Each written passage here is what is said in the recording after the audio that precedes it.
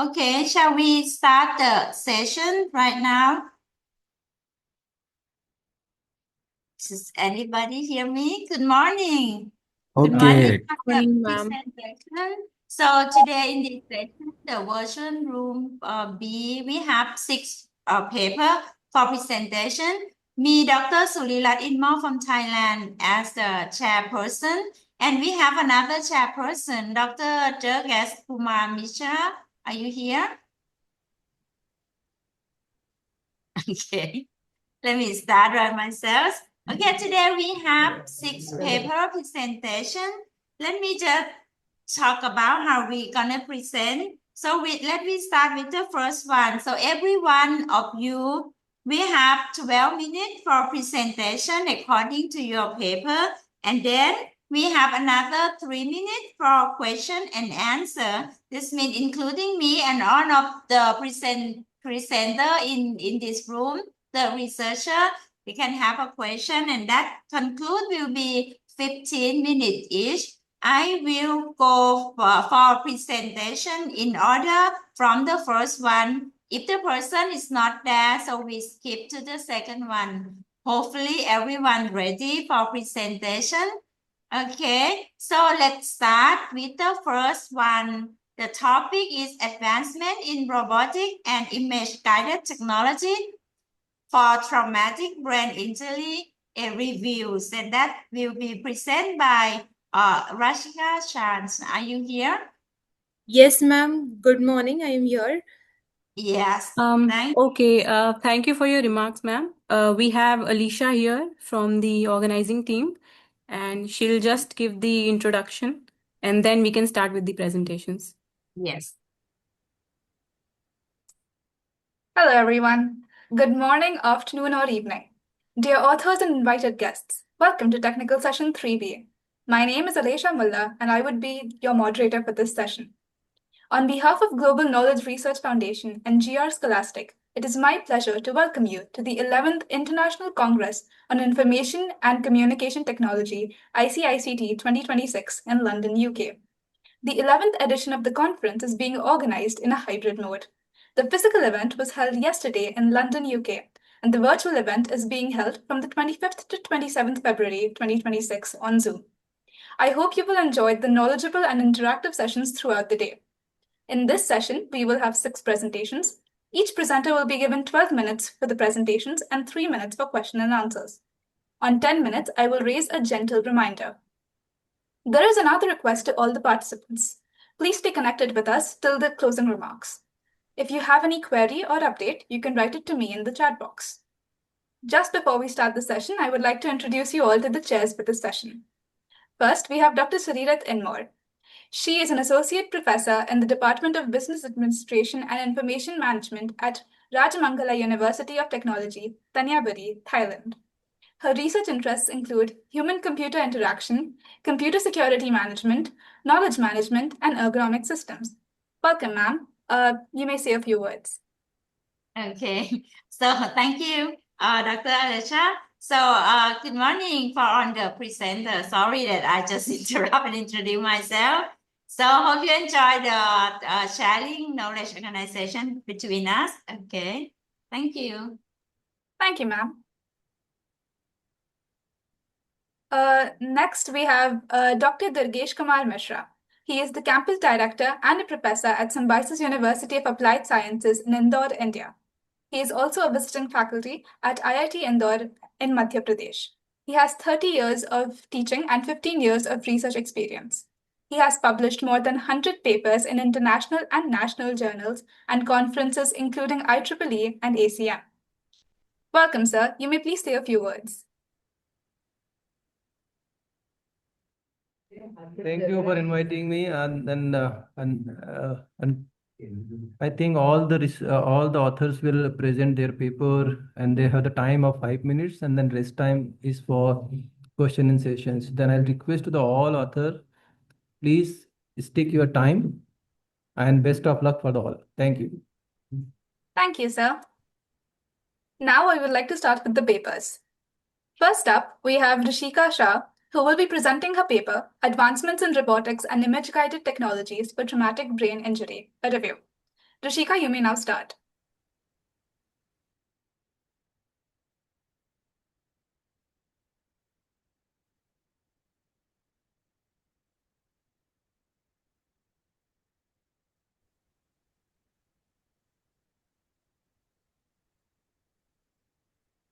Ma'am, is my screen visible?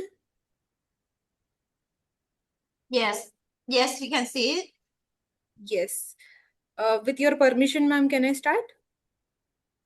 Mm-hmm. I guess so. Good morning, respected dignities, estimated faculty members, colleagues, and dear students. It is both an honor and privilege to stand before you today to speak on topic that is transforming the landscape of neurotrauma care, that is advancement in robotics and image-guided technologies for traumatic brain injury. So, traumatic brain injury remains one of the most significant global health challenges of our time. According to the World Health Organization, traumatic brain injury is a leading cause of death and disability worldwide, particularly among young adults. In countries like India, with rising road traffic, accidents, and falls, the burden is even more profound. Beyond the immediate injury, TBI carries long term physical, cognitive, emotional, and social consequences that deeply affects patients, families, and healthcare system. But today we are not only discussing the burden, we are discussing hope powered by robotics, artificial intelligence, and advanced imaging technology. So, first slide of my PPT is introduction. Traumatic brain injury, that is TBI, affects approximately 69 million people annually worldwide.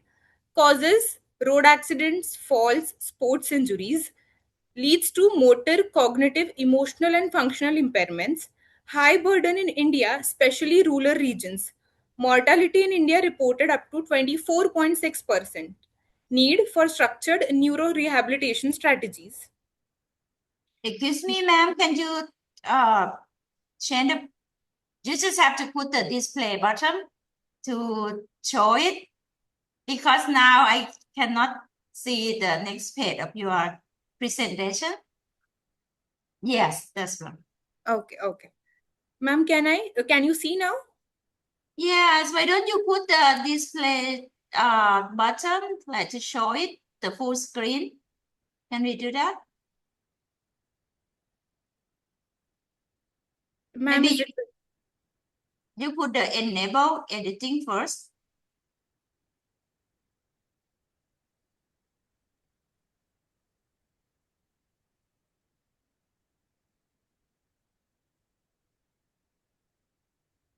I just want to see it, the full screen, because that everyone can understand it. ma'am now? Yes, can you put that enable editing button? Ma'am, I was sharing a window. Do you want me to share a whole screen? Okay, it's up to you. Now we can see it. That's Okay. okay. You can see now, ma'am? Yes, okay. Let's continue. Okay. Now, the need for technology in traumatic brain injury rehabilitation. Conventional therapy may not fully restore function. Neuroplasticity based intervention improve recovery.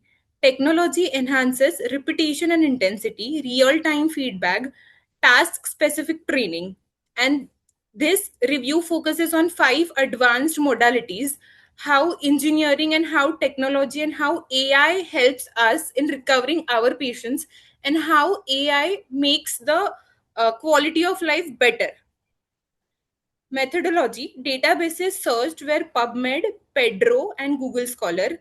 Boolean operators used and or not. Initial records: 68 articles were found, out of which 52 duplicates were removed and 18 were assessed. And final study included were 10 articles. So let's talk about the technologies which we have in this article. The first technology is transcranial direct current stimulation. This is a non-invasive brain stimulation, uses low-intensity constant current, modulates cortical excitability, enhances neuroplasticity. Clinical Sorry, ma'am. application. I'm sorry. Could you just skip to the next page? Like now, I just only see the slide on page number 3. I'm very sorry, ma'am. Okay, this one. Ma'am, can you see technology A? Yes. Yes. Mhm. So technology A is transcranial direct current stimulation, which is non-invasive brain stimulation, uses low intensity constant current, modulates cortical excitability, enhances neuroplasticity. Clinical application, these TDCS is applied on motor cortex stimulation and it improves voluntary movement, and it is also used alongside task training. The advantage is it is safe and non-invasive, so you don't have to go for any another degree or maybe another course to apply this on a patient. Technology B is virtual reality. It is immersive task-based environment, motion captures systems, example Karen and Mind Motion, real-time visual feedback, adjustable difficulty levels. The benefits are improves attention and motivation, promotes motor learning, encourages repetitive practices. So in virtual reality, there are different games which we can give to the patient, and this will benefit in functional independence of patient and how much patient is able to do his own task on his own, which makes patient more and more independent each day. Technology C is functional electrical stimulation. Sorry to interrupt, but I guess your slides are not visible. You're not moving it. Yeah. Maybe Ma'am, because you are not sharing it in I'm really the sorry. slideshow mode. That's why. Maybe that's the reason. Ma'am, is it visible now, technology B? Yes. Yes. You have to keep changing it manually. Okay. Yes. Technology C, is it visible? Yes. Yeah. Yes. I am very sorry, ma'am. Technology C, functional electrical stimulation. Electrical impulses stimulate peripheral nerves, produces purposeful muscle contraction, surface or implanted electrodes. So basically, in functional electrical stimulation, it is a modality which we use in patients who are not able to contract their muscle, maybe because of stroke or maybe traumatic brain injury or maybe diseases like Guillain-Barré syndrome. In these kind of patient, functional electrical stimulation prevents muscle wasting and also helps in regaining the contractibility of the muscle. Application, it is also used in gait training, hand functioning, and sit to stand practice. As you can see in this picture, the functional electrical stimulation is applied on the anterior aspect of thigh of patient. Here the patient is trying to stand with the help of walker, and in B figure you can see the electrical stimulator has helped the patient to contract the muscle and he can able to stand on his own with minimal support of walker. Outcome is promotes motor relearning, encourages neuroplasticity. Technology D, that is neurodynamic robotics, it has EEG and EMG based systems. Uses EEG or EMG signal, that is electroencephalography, brain computer interface integration, adaptive robotic assistance, real time feedback system.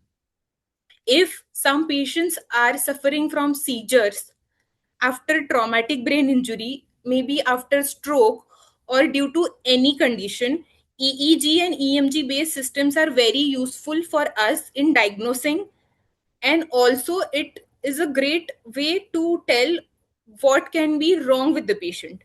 Clinical benefits are it enhances motor planning, improves concentration, supports neural reorganization. Technology E, robotic assisted therapy. Examples are Locomat, exoskeletons, and effector robots, uses sensors, actuators, control systems, series elastic actuators improve safety. You can see in the picture how robotic assisted therapy, this is an exoskeleton system which is holding patient in upright position, and therapist is guiding the patient, and she's asking to the patient how he feels about it. So the advantages are it is intensive and repetitive training, reduces therapist burdens, improves gait and functional independence. The limitations are high cost, limited accessibility. Review of literature key findings suggest that transcranial direct current stimulation improves motor recovery and alertness.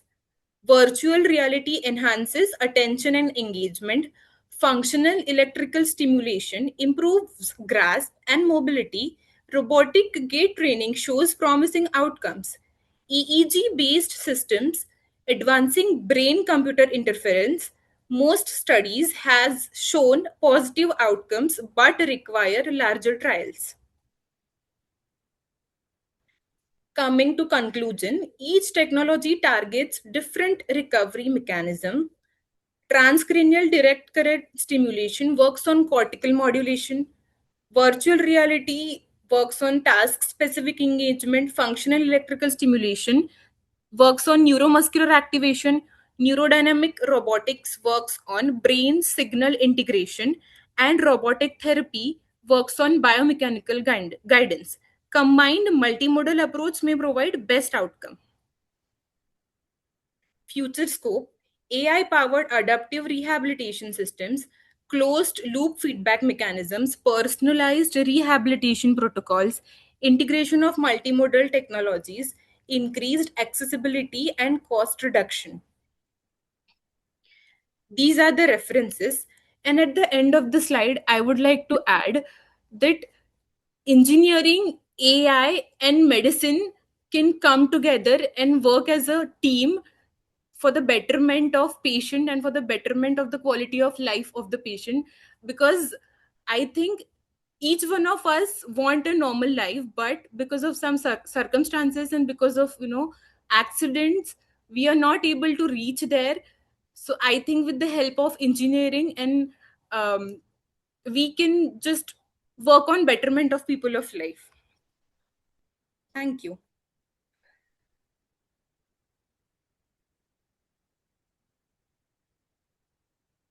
Ma'am, am I audible? Jess, you may ask your questions now. Yes, ma'am. Ma'am, should I stop sharing? Mm-hmm. Yes, I can see. Could do that. Okay. May I start with the first question? Yes, ma'am. Lashika. So, with your amongst all 5 technology, which one is the most popular one that used in where you from? India, right? Yes, ma'am. I am from India. Okay. So, which one is the most popular technology that's used in the hospital? Ma'am, we use functional electrical stimulation. It totally depends on the need of patient. Mm-hmm. Okay, but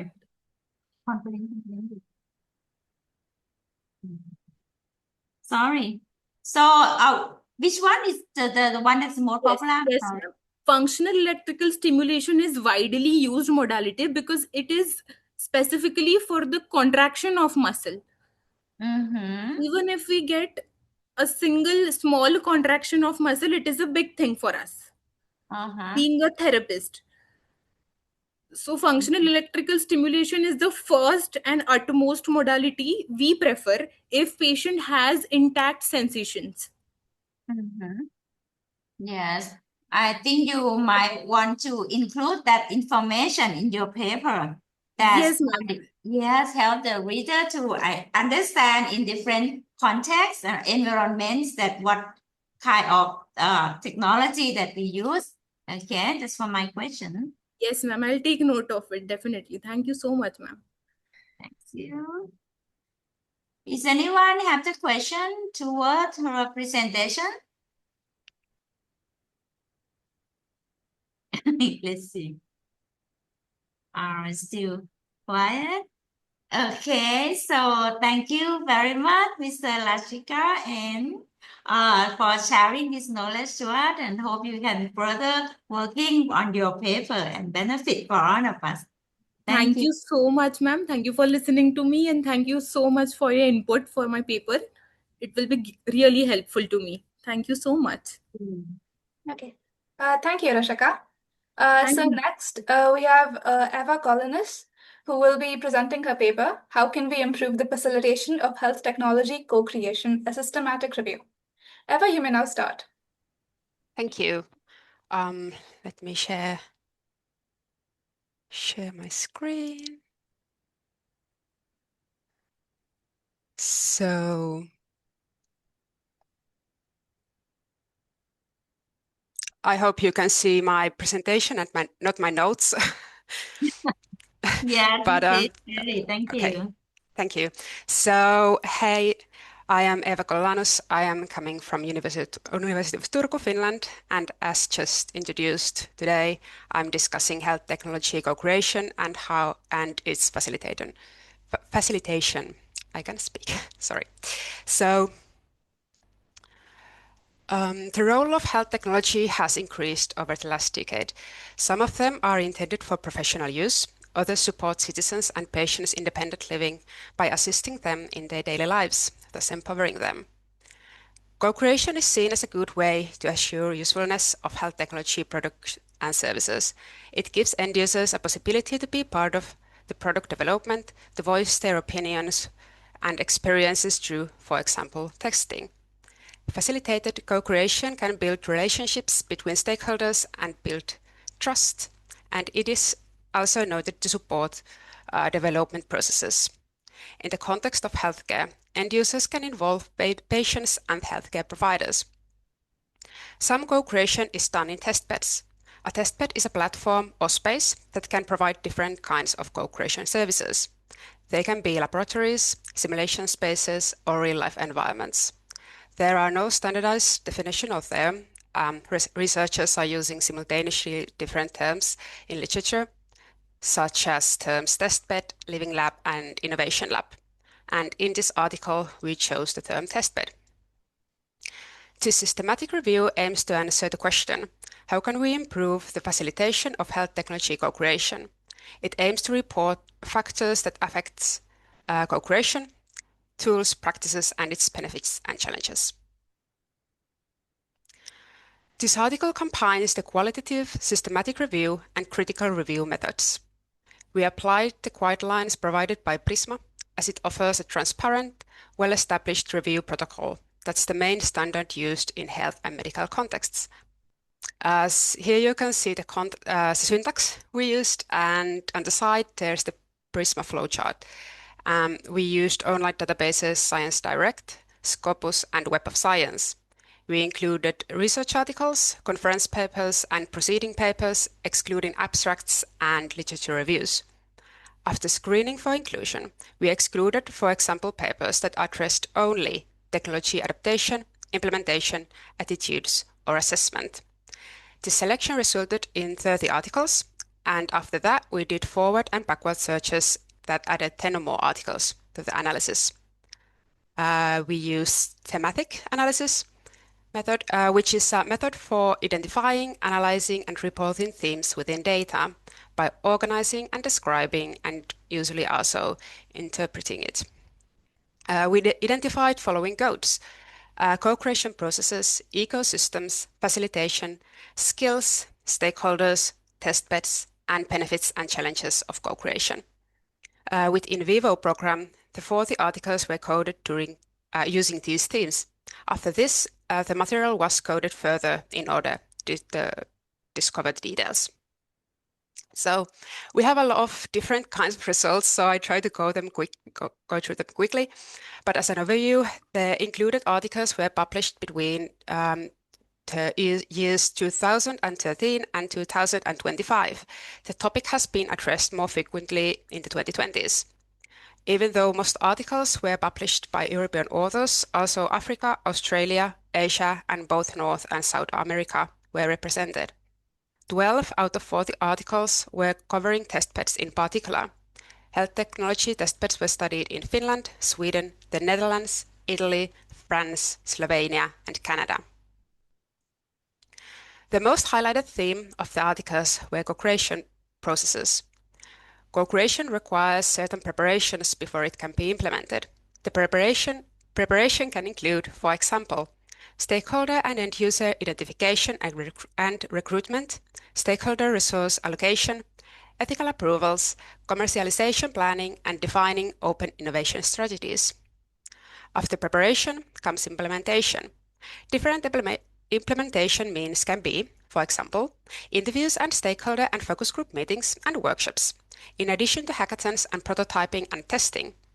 Different tools can be used, such as brainstorming, storyboards, personas, and scenarios. It is important to evaluate the co-creation results. Sometimes, co-creation activities with end users and other stakeholders led to new opportunities and product development ideas. In some cases, co-created results were reported in order to get the final payment from the funders. Some ways to evaluate the results is by gathering end-user feedback and analyzing it, or making a separate cross-sectional study. On the other hand, co-creation processes can be studied through the lens of product and service development. Sometimes, healthcare technology companies want to utilize co-creation in the first stages of the development, in the ideation phase. This can involve, for example, end-user need assessment and other idea incubation practices. This can be done through focus group meetings and interviews, networking events, online service, trainings, and workshops. Tools such as brainstorming, customer journeys, scenarios, and worker-stone maps can be utilized. After ideation comes the development and testing phase. Practices can include identifying digital interventions, making minimum viable products and other testable solutions and testing them, and organizing workshops. Online tools like surveys, user diaries, and online discussions can be used. Testing can help gathering end-user feedback and usefulness of the product. It can be done in laboratories, simulation spaces, or real-life environments. Interviews can help gathering additional information besides testing.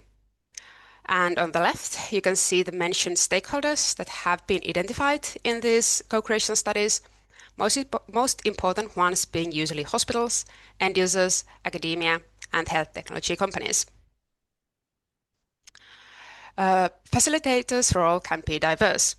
Their primary objective is to facilitate collaborations between stakeholders, but they can also give business and technology support. They can be independent, which may encourage open and honest feedback between stakeholders. And facilitators' tasks can include sourcing technologies, moderating workshops and prompting workshop participants in co-creation, in addition to facilitating meetings and managing testing observation. A facilitator can also manage communication between co-creation participants. Sometimes, facilitation services are provided by testbeds.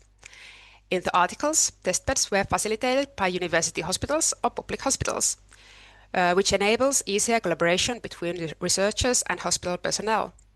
It was highlighted that testbeds should be a neutral and safe place for everyone to voice their opinions. Some testbeds have focused on a certain field, like rehabilitation or digital solutions. The testbed's role as an organizer and manager was seen important. They can manage knowledge sharing, supply networks, help with business changes, provide training, prototyping and testing, as well as organize different events. Testbeds can focus on challenges that are emerging in its local healthcare community specifically, or they can concentrate on a broader area, such as a whole continent like Europe. So we identified several benefits and challenges that occur during health technology co-creation. And here you can see the tablets that summarize the results. I have limited time here, so I won't cover these one by one. However, most covered benefits of co-creation were end-user involvement and understanding their needs in order to develop the product or service so that it will actually help the end users with their daily lives. Acquired networks and gained relationships during collaborations between different stakeholders and availability to those stakeholders during development process. It was seen beneficial that a facilitator was managing the co-creation. Testbeds had their role in this because they often participate in innovation networks and ecosystems, which can have different functions, such as easing data access, helping to build joint pilots, saving resources, and overall acting as an innovation catalyst. There are naturally some challenges too.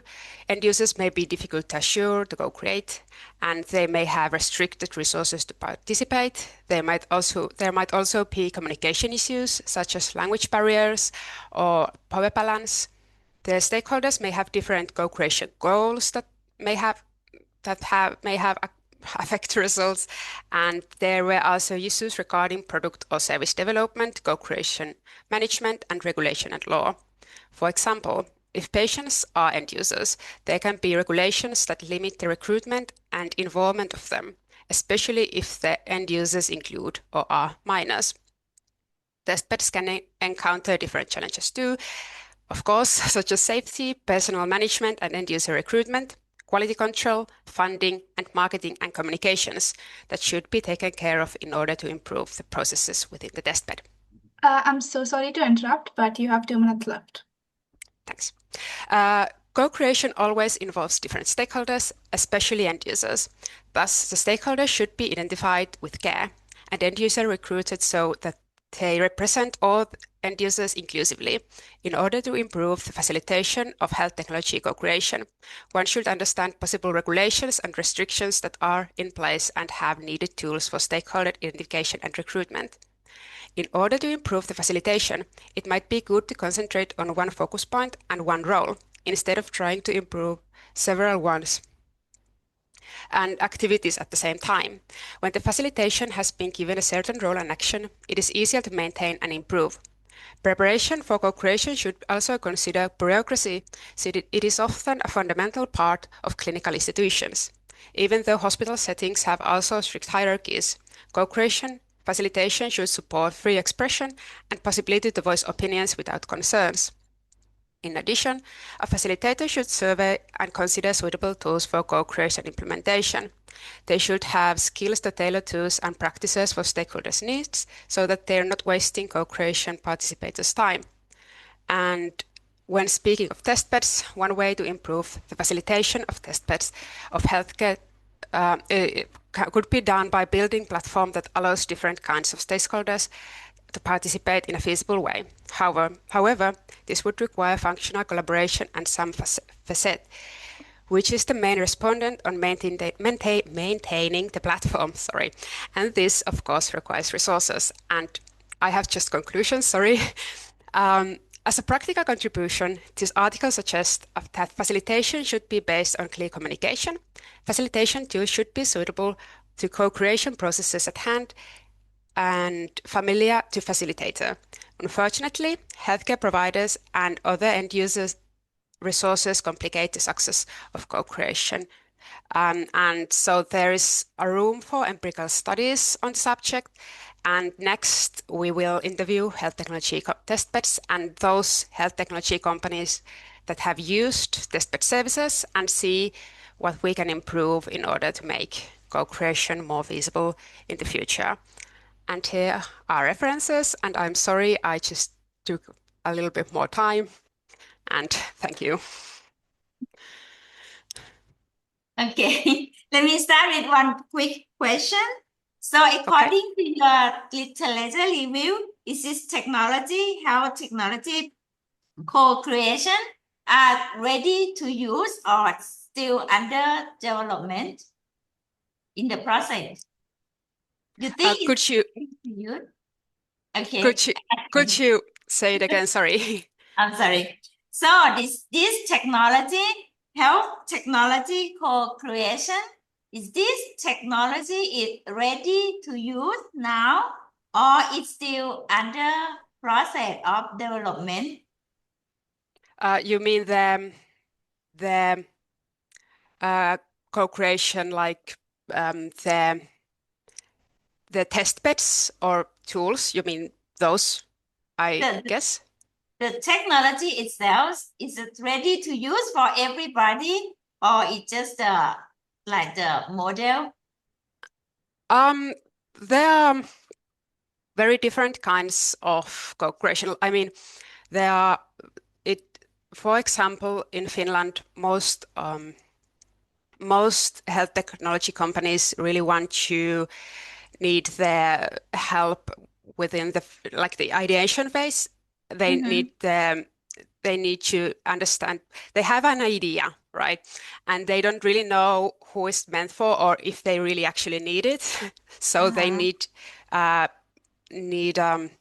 help with understanding the needs of their end users, if they are, for example, patients or healthcare providers. So some of them who provide these co-creation practices, such as test beds, some of them are like complete and you can use them.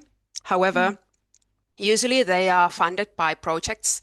So when the project ends, it usually unfortunately means that the funding is it's not enough. Funding. So yeah, so it means they can be a little rough, but yeah, it really depends on who is providing the services. Okay, thank you. Thank you. So, any other question?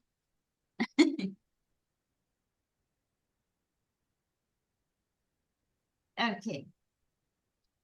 So, okay, Alicia. Okay, thank you, Eva. Thank you, ma'am. All right, let's move on to the next paper. We have Manasvi Shahade, who will be presenting Impact of Body Weight on Anxiety, Depression, and Sleep-Wake Cycle and Perceptions of AI-Based Chatbot Support in Female Adolescents in Maharashtra. Manasvi, you may now start sharing. Yeah. Good morning, respected chairperson, judge, and fellow participants. Mental health and body weight are closely interconnected, especially among young female. With this background, I would like to present my study titled Impact of Body Weight on Anxiety, Depression, Sleep-Wake Cycle, and Perception of AI-Based Chatbot Support among Female Adolescents in Maharashtra.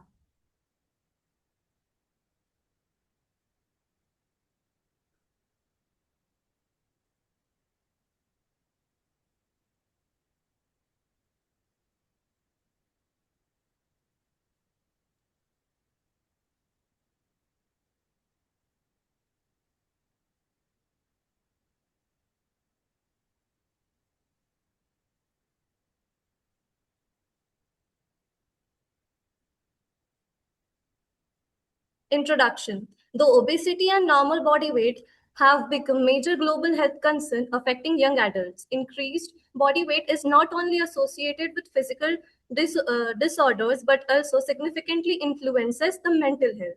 Higher body mass index has been linked with anxiety, depression, low self-esteem, and disturbed sleep patterns. Body image perception plays an important role in psychological well-being and social interaction among females.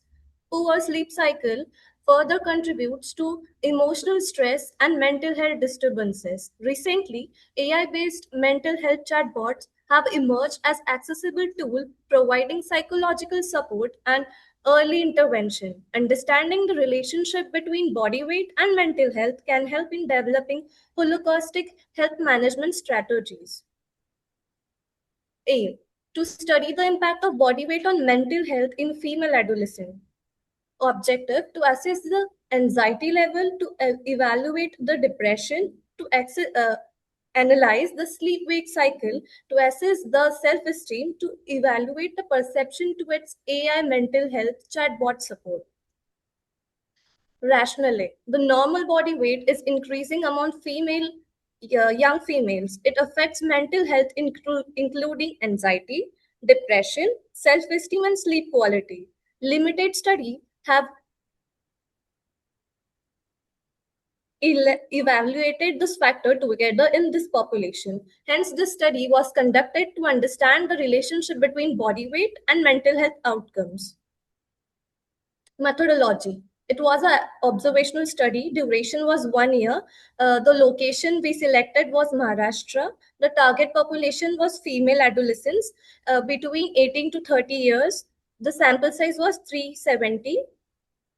Assessment tool, these are the scales we used: body mass index, Bake depression inventory, Rosenberg self-esteem scale, Pittsburgh self-quality, sleep quality index, social physics anxiety scale, and AI chatbot perception. Study procedure: ethical approval was obtained. Participants were asked for the consent, and we gave them the scales. They were asked to fill the scales, and then we calculated the scores. Result: depression and comparison between depression and self-esteem. Majority showed normal depression level. Overweight and obese participants showed higher depression scores, higher BMI associated with low self-esteem. Body weight significantly influenced psychological well-being. Sleep and anxiety: 69% of population had poor sleep quality, increased BMI linked with disturbed sleep cycle, high social physic anxiety observed. Body image uh, dissatisfaction affected the social confidence of the female. Discussion: the study showed a significant relationship between body weight and mental health among the female adolescent. Higher BMI was associated with increased anxiety, depression, and low self-esteem. Body image dissatisfaction negatively affected the social confidence and psychological well-being. Poor sleep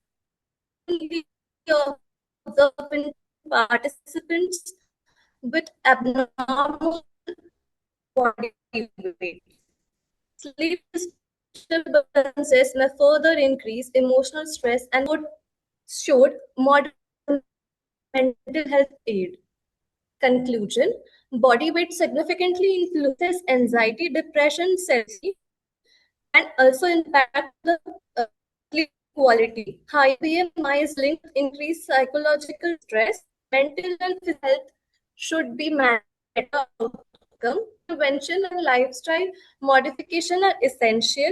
AI-based chatbot support may serve as a useful future mental health support tool.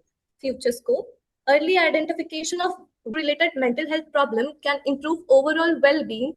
Integrated program focusing on physical and psychological health can be developed. AI-based mental health chatbot can be explored as accessible support tool. Further studies with larger population with interventional design are recommended. These are my references.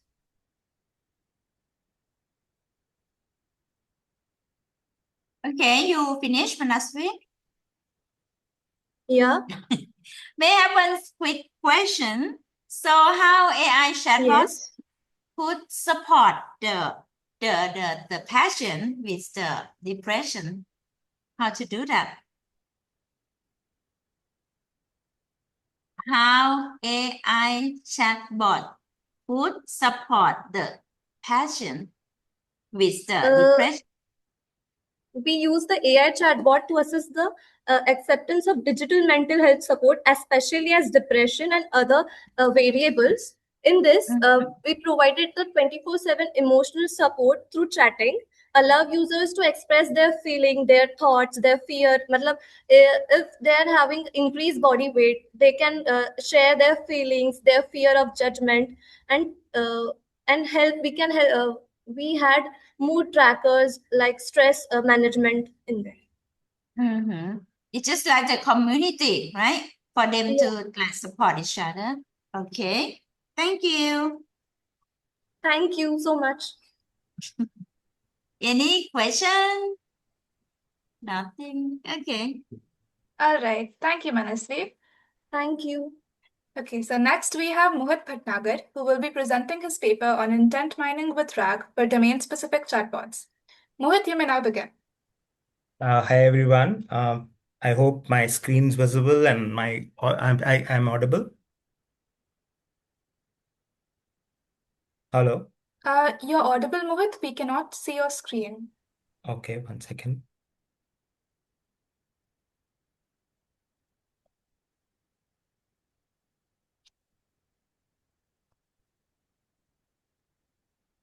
Yep. Now it's visible. Yes. Awesome. So thank you, and thank you to the organizers for organizing such a wonderful, well-managed online session. So very quickly, so what my topic of discussion today is around building better retail chatbots. We are operating in the context of working with, like, say, the people who go out and have questions about Tesla car, like say electric cars. So the question, what we are looking at is how can we combine intent management, which is the way NLP-based chatbots worked, and with the advent of LLMs, large language models, there is kind of confusion whether intent is still useful or not. So that's the precise question which we are trying to ask in this paper. This is co-authored with Professor Dr. Niharika Gupta, who's from the SP Jain Institute of Management Research, Mumbai, India. So she is a marketing professor. I work in the analytics and AI area. So it's a cross-disciplinary work which we are sharing here. So very quickly, cold start problem is something which most of us are aware. It's about not having enough, especially for technology which are new. You don't have enough questions. So how to build a chatbot?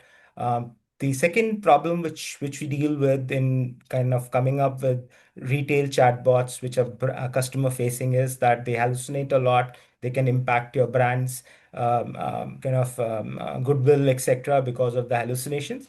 And the third thing is that domain adaptation, as in, like, if you generally take a LLM and ask it very product specific questions, you will find that they're not like very specific, or they're not, the quality is not set, not that high. So fine tuning is an approach which where you can have a corpus and you can tune that, but it's costly to manage. So retrieval augmentation generation is where you collect some relevant queries and answers, and you keep it into a vector database, and that's the normal. So the question which we kind of ask in depth is whether intent mining, which is something which is carried from the NLP era, and combining it with RAG can improve the responses. So this is some of the related work which we base our paper on. So we have there's a lot of acknowledgement about the problem of cold start, especially because it creates network effects. So if you don't have enough data, you cannot create that network effect, which can actually make for like create a flywheel of data collection, etc. Right? So that's the cold start problem. The second thing is intent mining and weak supervision. What weak supervision means is essentially that we are using a topic modeling tool called BERT topic, which is an advancement which uses embeddings for topic modeling, and it's an advancement over LDA, etc.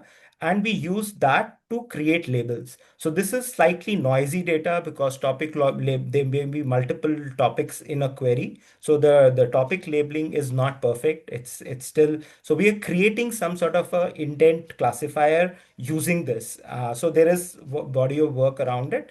There is zero shot or few shot intent classification, which is possible through LLMs, but there are limitations for that, especially as we want to work with LLMs which are not like very advanced. Like if I, for cost reasons, I would probably choose 3.5 GPT rather than choosing Chat GPT 5.2, which would be more expensive. So we want to create a classifier as well. Then the third thing is retrieval augmentation generation. So we deal with a technique called HIDE, which is hypothetical document embedding, where what HIDE does is that it firstly generates, based on a query, it generates a hypothetical answer from the LLM, and then using that answer we go to the vector database for querying. So in our scenario where we wanted the vector database to only capture the answers while the query goes through this entire intent pipeline, where it kind of gets intent marked, and then you use that to generate the answer. So that's why we adopted HIDE, and we use llama index, which is a orchestration technique for RAG.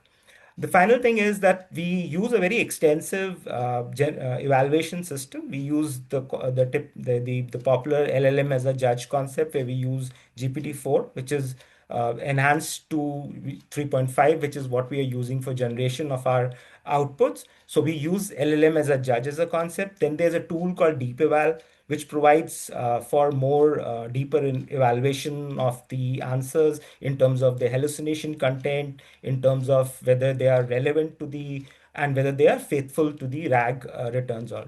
And then finally, we also use human evaluation, a three-tiered human evaluation in this research. So broadly, this is the way we approach the entire project. We initially started with the data from a subreddit on Reddit. We did check with the moderators if they had any issues if we use the data. So we completely use kind of extracted around 400,000 query question answer pairs over a decade.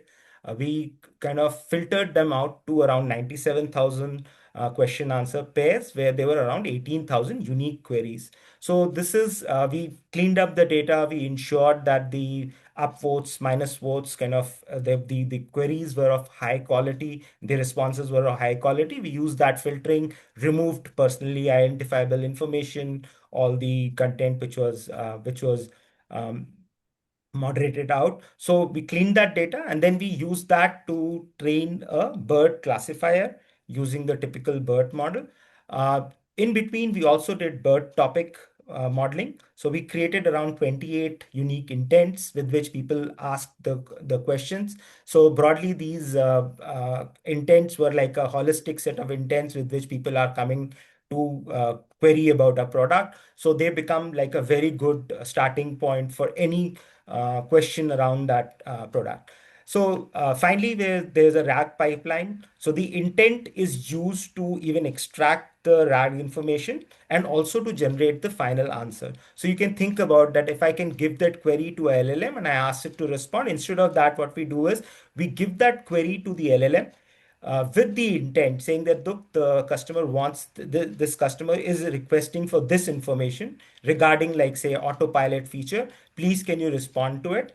We go to a vector database, get the relevant queries, answers for similar queries, and then use that to generate the final answer. So that's the kind of overall pipeline which we are using in this evaluation. So we use 4 different model configurations. The basic configuration is we just give this to a 3.5 JAT GPT 3.5 and look at the answer.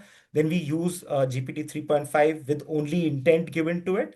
Then we use a 3.5 plus RAG. And the final, which is the most interesting bit, is the 3.5 plus RAG plus intent, because these are standard already used, but this is the hybrid pipeline which we are essentially evaluating for the quality.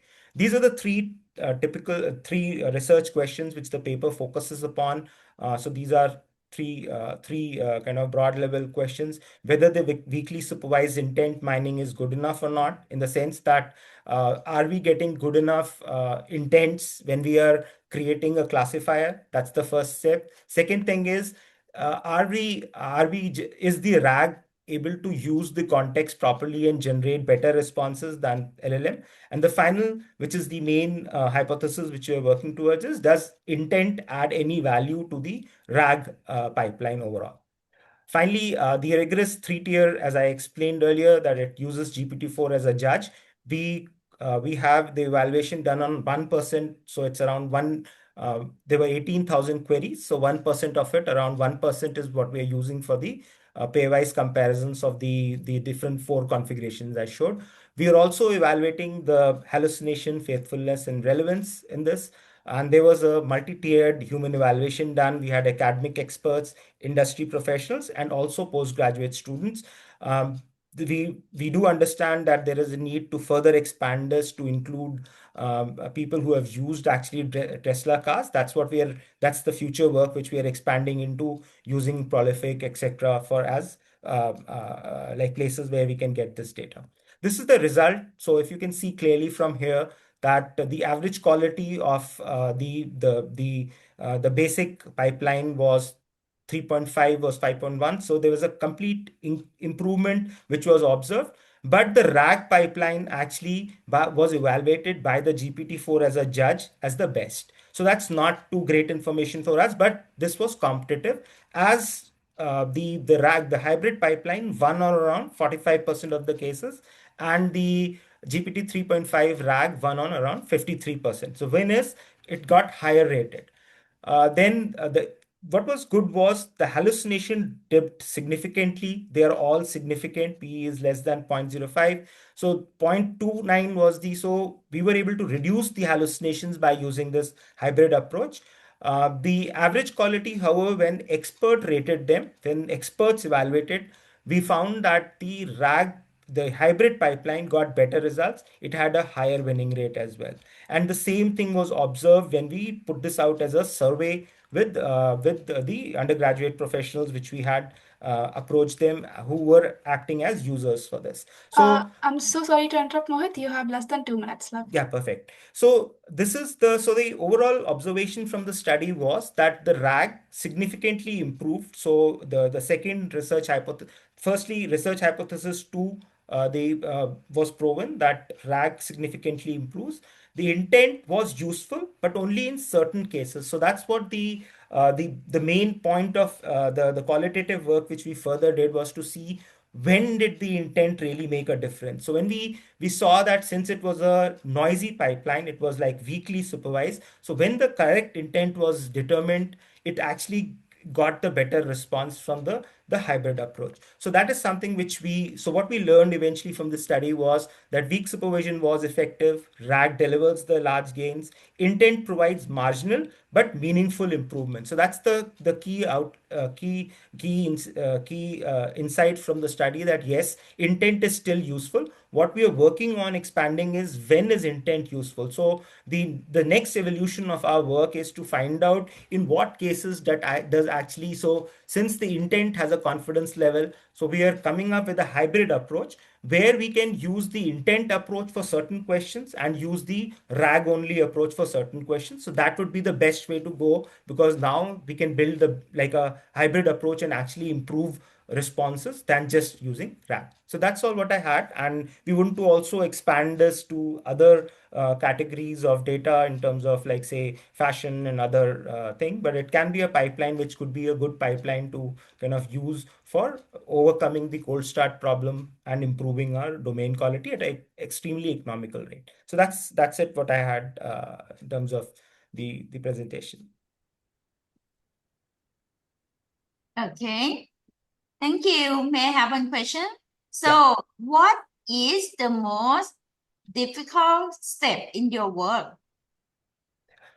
I think the most difficult step is the data collection part. It took almost 70-80% of the effort for sure. And then determining what we find it is the most interesting part of our work is the last part, which is finding when the intent part makes a difference. So there's so many loops, like say there you can have retrieval. There can be multiple retrievals which can be based on the intent, which we can use as a metadata for the from the vector database. So does the intent variety make for a good using it improving the overall output? So the first part, which is the data collection part, and the last part in terms of fine tuning and coming up with the best output are the two most interesting and the most difficult parts. Yes. Thank you. Thank you so much. All right. Thank you, Mohit. Thank you. We will now be moving on to the next presentation, which is Efhikia Panayotopoulos, who will be presenting her paper on mapping system requirements to system architecture and AI-enabled cancer screening platforms. You may now begin. Yes, good morning, everyone. One moment to share my screen.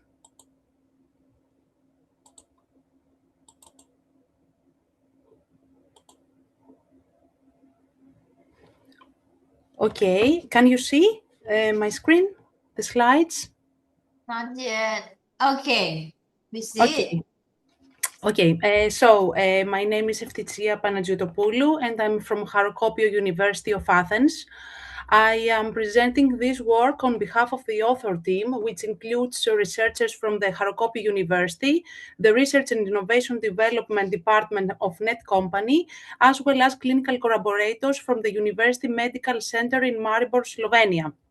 So all the contributing authors are here. Today I will present our work on mapping system requirements to system architecture in AI-enabled cancer screening platforms. This work was developed in the context of the SHIELD project, where we design a modular digital platform that supports cancer risk screening, clinical workflows, and AI-based decision support. So in this talk, I will show how we use requirement traceability to systematically connect system needs with architectural modules, improving transparency, maintainability, and regulatory readiness. So, modern cancer screening platforms are becoming increasingly complex. They integrate multiple modules, heterogeneous clinical and genetic data sources, and AI-based decision support models. At the same time, these systems must satisfy strict clinical, ethical, and regulatory constraints. As the architecture evolves, a common problem appears. Requirements are defined at the beginning, but gradually lose alignment with the actual system implementation. This makes validation, maintenance, and compliance much harder. So the key question becomes, how can we systematically ensure that every requirement is actually reflected in the architecture? The gap, although requirements traceability is well studied in traditional software engineering, most existing approaches assume relatively static systems. They rarely account for AI-specific constraints such as explainability, fairness, or model monitoring. They also do not fully consider clinical-grade requirements like auditability, consent management, and regulatory compliance. Moreover, few works explicitly connect requirements across multiple architectural layers, from user workflows to AI and infrastructure components. These gaps becomes critical in cancer screening platforms where safety, transparency, and interoperability are essential.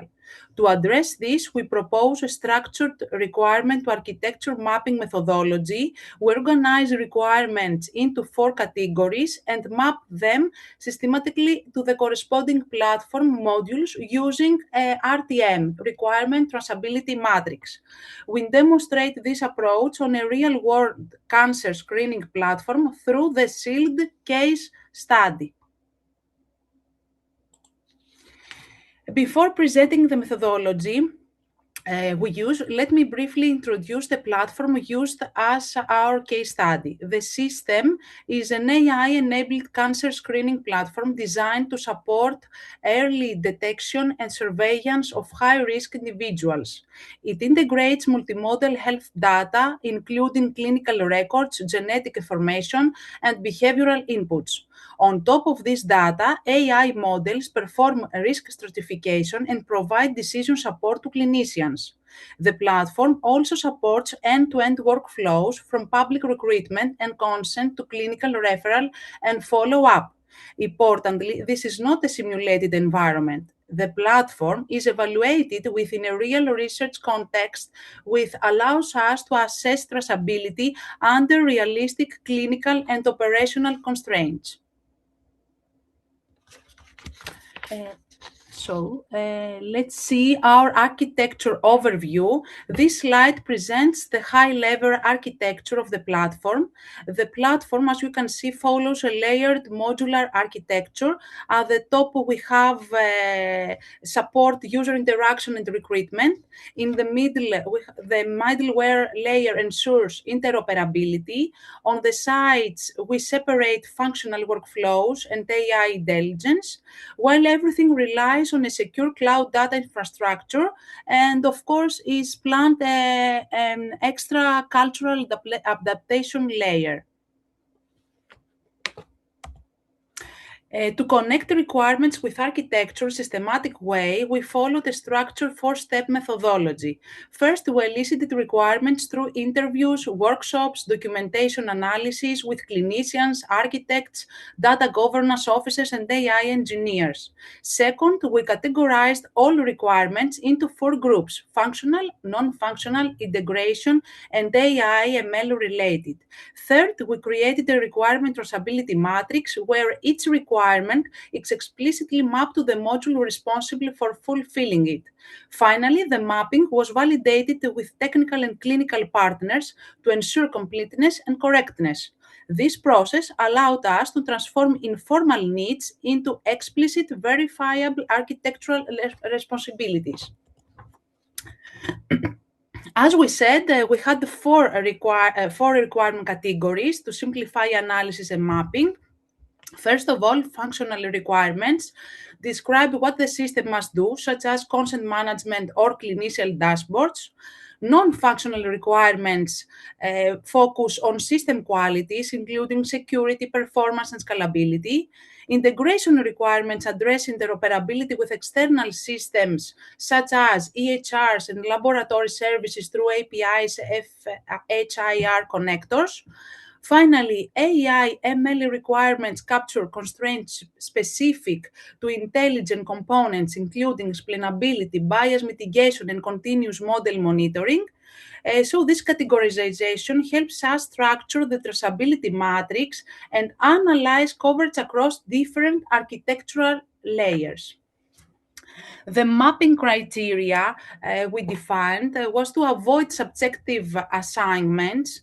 Each requirement was linked to the module that is primarily responsible for its implementation, owns the related data flows and interfaces, and of course satisfies the corresponding security and compliance constraints.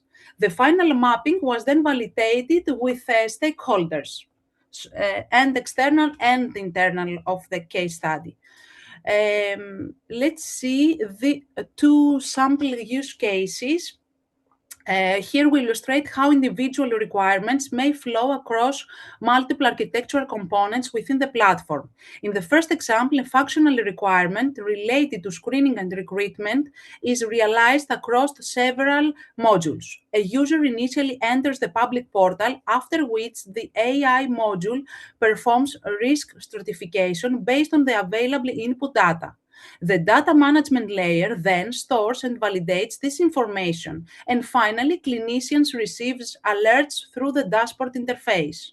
This example demonstrates how a single functional requirement may span across user-facing services, AI processing components, and back-end data layers, which is exactly why traceability across modules is necessary. In the second example, as you can see, we focus on AI-specific requirement related to explainability. Patient data collected through the consent pre-screening module are forwarded to the AI risk assessment engine, where individualized screening risk scores are generated. These outputs are not limited to numerical prediction, but are further processed through an explainability interface operating within the AI/ML layer, allowing clinicians to understand the contributing factors behind each assessment. The interpreted results are then visualized through the clinician dashboard, supporting informed clinical decision-making. Together, all these requirements flows illustrate how both functional and AI-driven requirements are implemented through coordinated interactions between platform modules, reinforcing the need for structured requirement traceability within the system architecture. The results from the RTM, we extracted quantitative KPIs to assess traceability quality. We achieved full coverage, identified 6 cross-module dependencies, and validated most mappings with stakeholders. These results confirm both architectural completeness and areas for refinement. Here we present a condensed snapshot of the requirement traceability matrix. The purpose of the matrix is to systematically associate each identified requirement with both the responsible system module and the architectural layer in which this functionality is implemented within the platform. Let's see some examples. For instance, the screening and recruitment requirement is handled by the public portal, which operates at the public platform layer, supporting user-facing services related to participant engagement and onboarding. Similarly, requirements related to consent and governance are assigned to the consent and pre-screening module, which belongs to the data layer, ensuring that consent handling and governance mechanisms are embedded with the platform's data management processes. Security and privacy requirements are addressed by the data management module, which is implemented at the infrastructure layer, providing the underlying mechanisms for secure storage, access control, and protection of sensitive health-related information. Integration requirements such as EHR interoperability are mapped to the data integration module located at the integration layer, enabling communication with external assessments, clinical systems, and electronic health record environments. Finally, AI-related requirements such as explainability are handled by the AI module, which resides within the AI ML layer, ensuring transparency, interoperability, assessment outputs generated by machine learning models.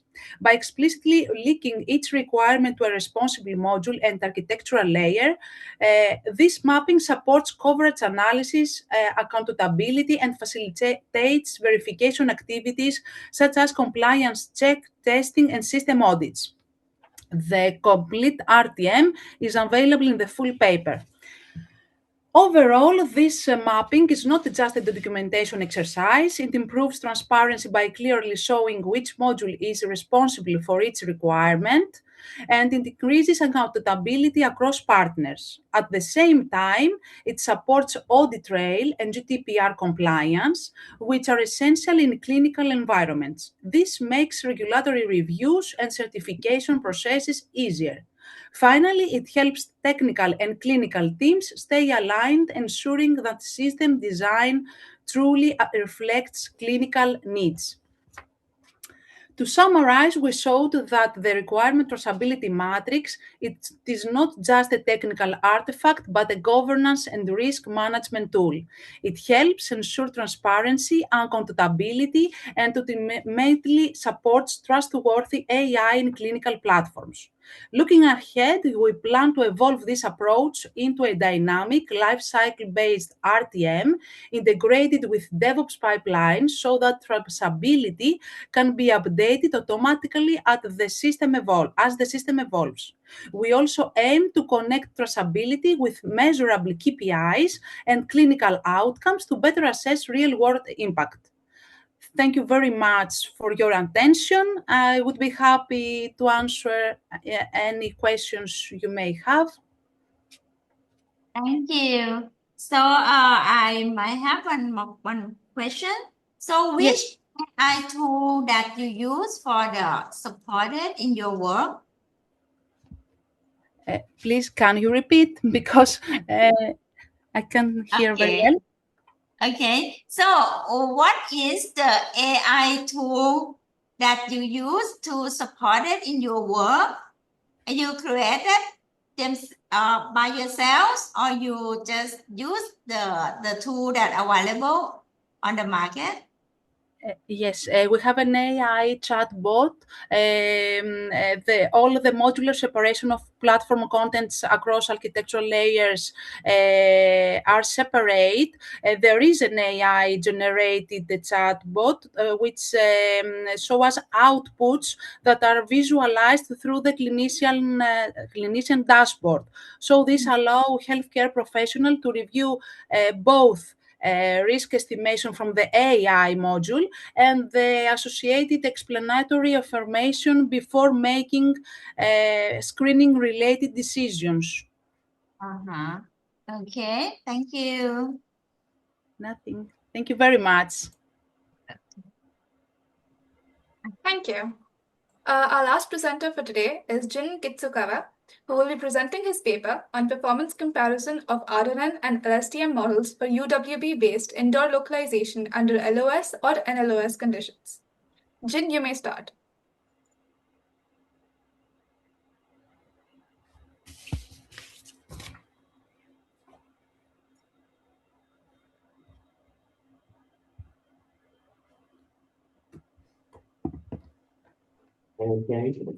Can you hear me?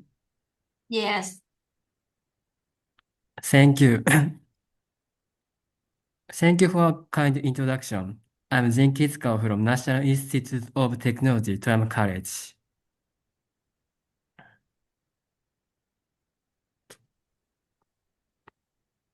First, as background, the demand for indoor localization has been increasing in many fields in recent years. For example, indoor navigation services have been introduced in the Umekita area of Osaka Station. In disaster prevention, indoor localization can support evacuation guidance during emergencies. In factories, it can track workers and detect when they approach hazardous areas, such as near heavy machinery, to improve safety management.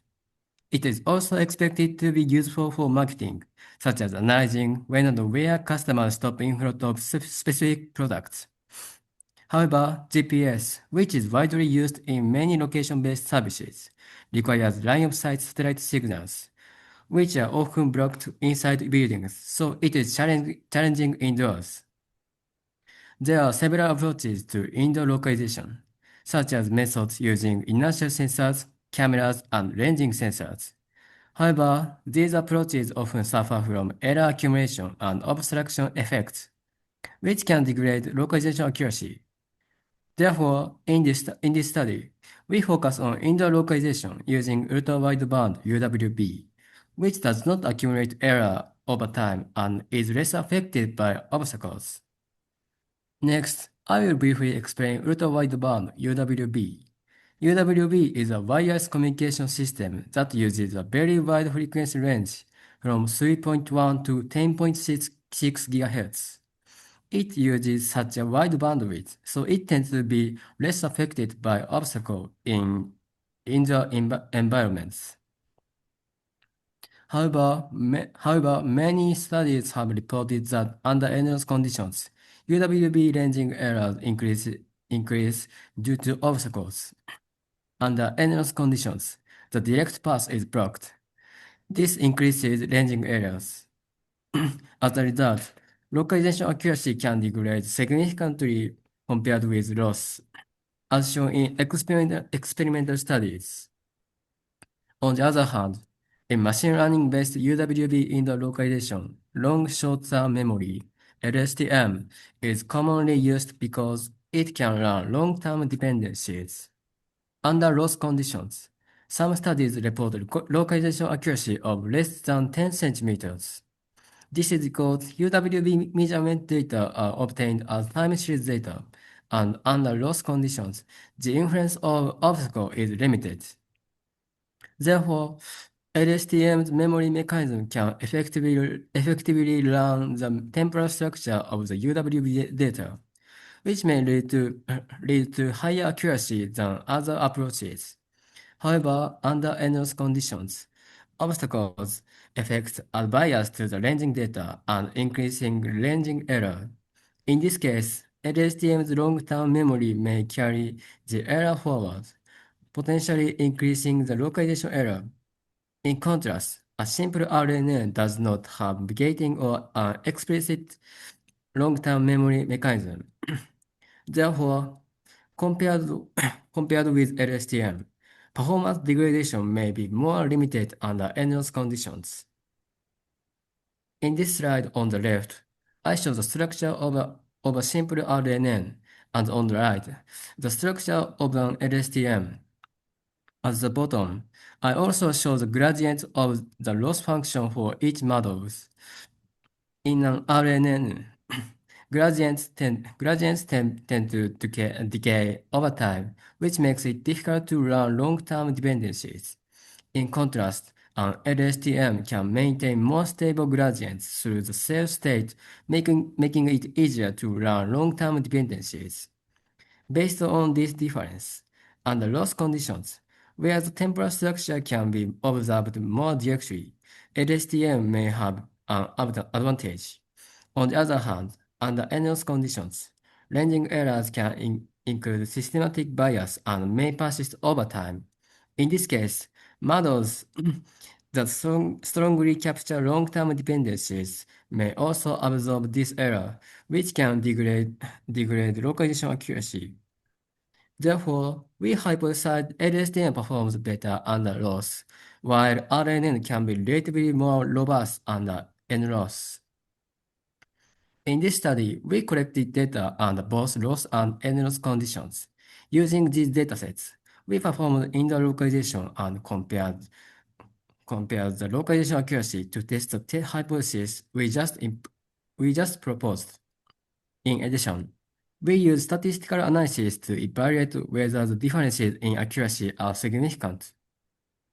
Next, I will explain the proposed method in this study. In this figure, the blue circle represents the anchors, and the red circle represents the tag. The anchors are installed at known positions. We measure the distances from the tag worn by a pedestrian to the anchors, denoted as D0 to D3. These ranging measurements are used as input to our machine learning method to estimate the pedestrian's 2D position, x, y. Next, I will explain how we collected the training data. This slide shows the measurement setup for the training data, loss on the left and errors on the right. In the figure, the green circle indicates measurement points, the yellow arrow shows the walking path, and the purple rectangles represent obstacles, which is a desk. During training data collection, a pedestrian starts from point A and walks along the yellow arrow to point B. Then the pedestrian turns back at point B and walks along the same path back toward point A. While the pedestrian is walking, we measure the distances from the tag worn by the pedestrian to the anchors. We use the same walking path under N-loss conditions. For N-loss conditions, we use the desk shown in this image as the obstacles. Next, I will explain how we collected the test data. This slide shows the measurement setup, loss on the left and N-loss on the right. A pedestrian walks from point C to point D along the yellow arrow. Using these measurements, we evaluate the localization performance on the test data. Next, I will describe the learning models, namely the RNN and the LSTM. Which model consists of one recurrent layer, RNN or LSTM, followed by a dropout layer and one free connected dense layer. We use the past 30 time steps as input. Next, I will show the results.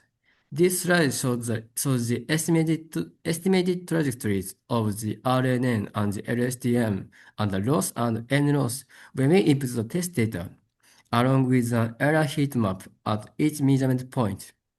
In the trajectory plots, the blue points indicate the estimated positions. The yellow-green points are the measurement points, and the orange points show the estimated position at those measurement points.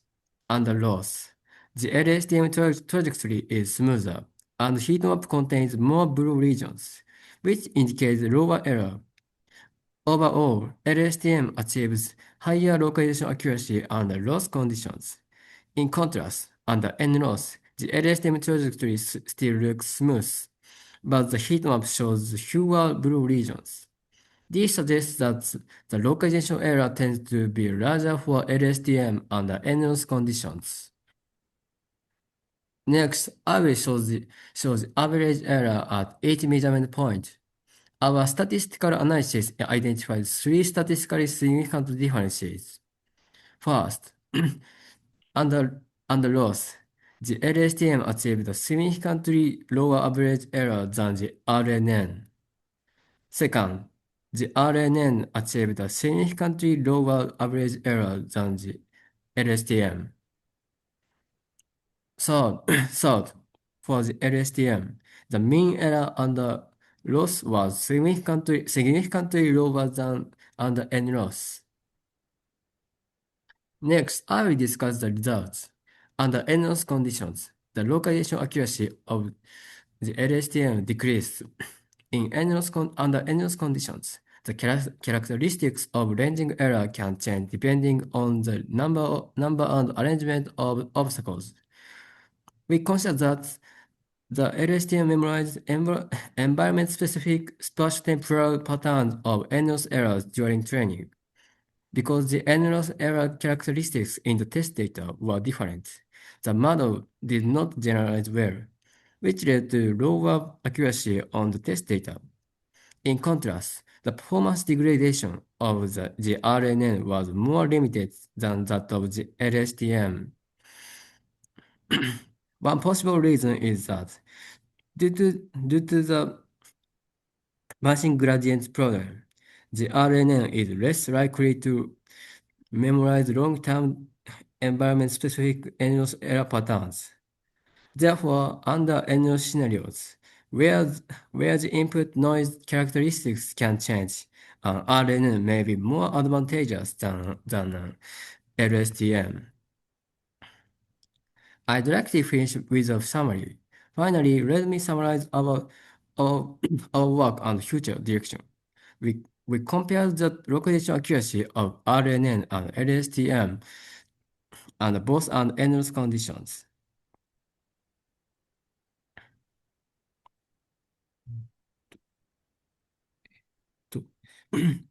For future work, we will validate whether the same trend can be observed in other environments. I'd like to close my presentation. Thank you for your attention. Thank you. Thank you. Thank you, Mr. Jin. So, may I have one question? Who Yeah. should benefit most from your work? Sorry, please, one more time. According to your work, who should benefit from your work? Where to use the results of your work? Thank you. Thank you for question. I I think that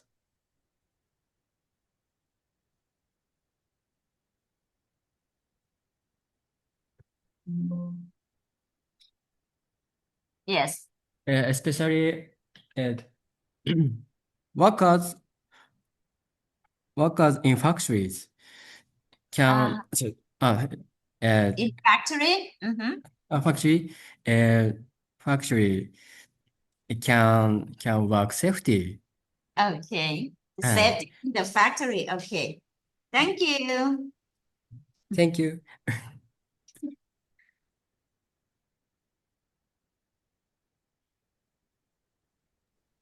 All right, thank you, Jin. So that was our last presentation for today. And I sincerely thank all of our authors for their excellent presentations and contributions in this session, and for all of our participants for being so wonderful with their papers. I hope this session was informative enough, and on behalf of the whole team, I thank you for your support during this 11th version and also for your support during the previous 10 versions of the conference. We will be happy to have you in the 12th version next year in 2027. Excuse me, ma'am. Yeah.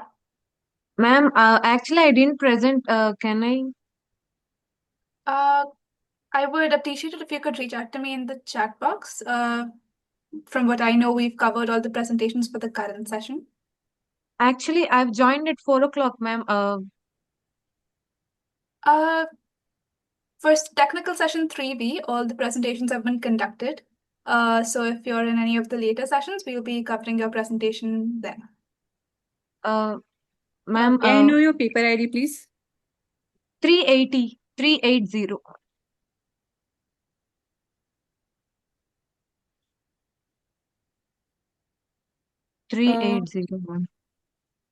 Ma'am, your technical session is 6B.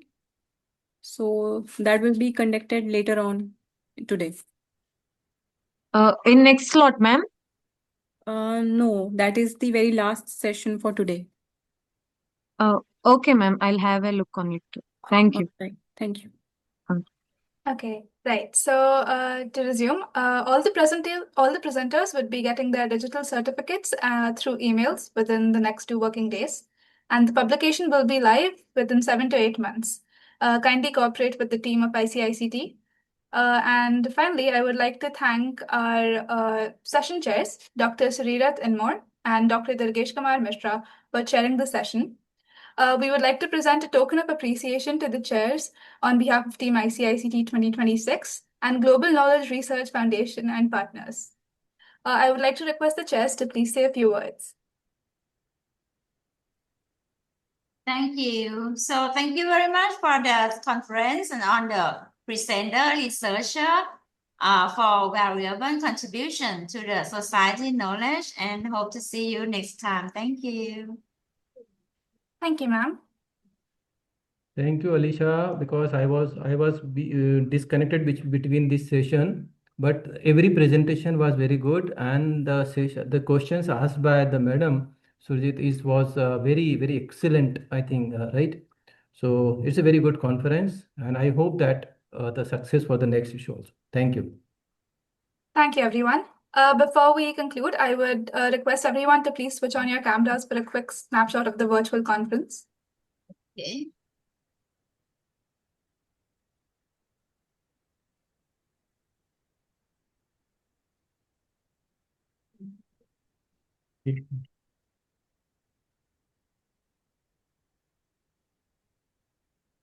All right.